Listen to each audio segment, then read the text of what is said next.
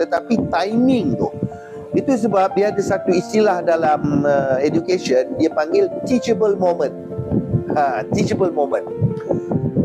Kita kena tahu masa yang sesuai untuk ajar seseorang. Kalau seseorang itu dia nak menikah, dia nak menikah, alah, nak menikah kali pertama lah, kalau kali kedua tu dia dah ada ilmu kan. Kali pertama dia nak nikah, ilmu yang dia nak ialah ilmu pasal akad nikah, ilmu-ilmu tentang pernikahan, tentang tanggungjawab suami, tanggungjawab isteri kan.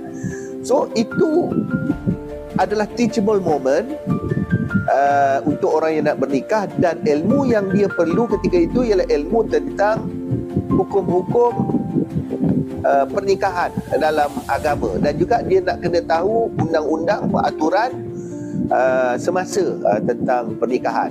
Itu teachable moment bagi dia. Jadi kalau masa tu kita nak ajar pergi haji dan sebagainya, sama juga kalau orang nak pergi haji. Kalau kita belajar haji awal-awal sangat, bolehlah sekadar pengetahuan, tapi kita takkan ingat kalau kita tak pergi haji.